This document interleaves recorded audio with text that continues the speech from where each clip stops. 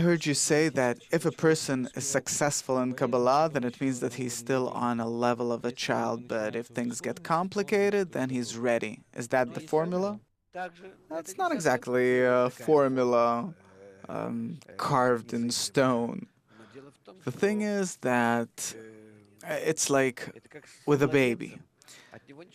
He's not demanded to do anything. May his animalistic body simply function normally, and he's being given anything, and everything's done for him. He simply has to animalistically exist in the first month of his existence. Later on, he's being demanded to, well, smile, say something, move a bit.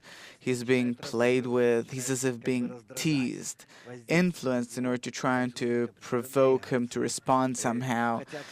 You want him to do something by himself, to a certain extent, to awaken himself, for himself to invoke a desire to be played with, to demand attention, and so on.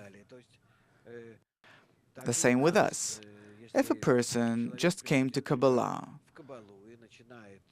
and he just begun his spiritual journey, Ascent, then in the beginning of this life, the group doesn't demand anything from him. Come, study, participate in whatever you want, be happy.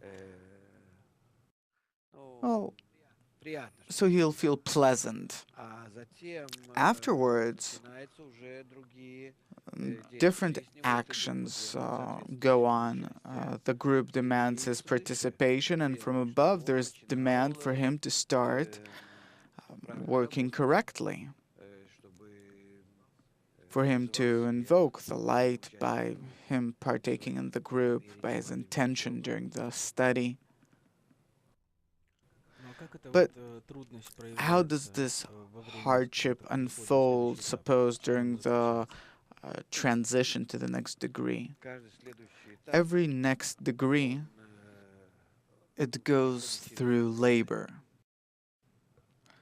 And labor, it's when you start sensing in your current state the disability to remain in that state. It chokes you. You want to get rid of everything. It repels you. You can't do anything. Your entire life looks empty. Your whole existence is completely unnecessary. You can't do anything with anything. You hate your ego. You can't get along with anything. You're a no one and nothing, and around you everyone is no one and nothing. And that state, it's similar to the 10 Egyptian plagues, so-called. The Pharaoh, that's our ego. When he undergoes those blows, or it undergoes those blows, and then the person whose entire being, essence is that Pharaoh, he tries to transcend it, to separate himself from it, to rise above it, because that suffering, it separates a person from his egoistic desire. It gradually tears him away from it, and such blows over the ego, they bring you to a state where I don't want to be with the ego, I don't want to be together with it, I don't want to sympathize with it. And as a result, I become so despaired of it that I get out of it. That means the exodus. And practically, that's the process we're undergoing. That is our main process, our gist process. And every time it's like a small birth, like labor pains, those blows over our Pharaoh, over our ego. When we already want to part from it, we no longer want to be in it. It gives us such torments, disappointments, that I don't want to remain with it. I'm ready for everything and anything just to get out of it, to die, to disconnect from everything and from it too.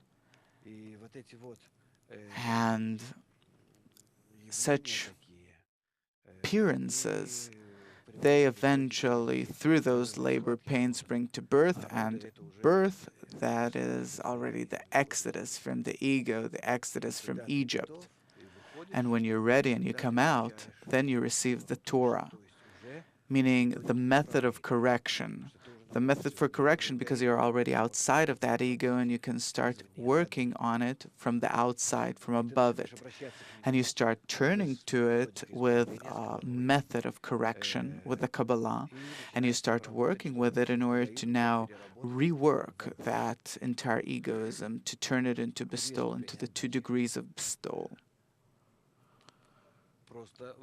Simply not doing unto others what you do not want to be done to you, meaning place yourself in a neutral state towards others, where you're above your ego and by no means do you work with it in order to somehow use others. That is bestowing in order to bestow, so-called. And the next degree is love, when you start working with that ego in order to fulfill others. And those are the degrees of ascent that we have. You remember you once said that the right perception of your state is where the intention is disconnected from the desire, meaning the right attitude. Yes, of course. The intention disconnected from the desire, it means where I disconnect from my desire, from my ego, and I can work with it, with my intention, meaning I approach it as a substance that is outside me, with which I work as if it's something foreign.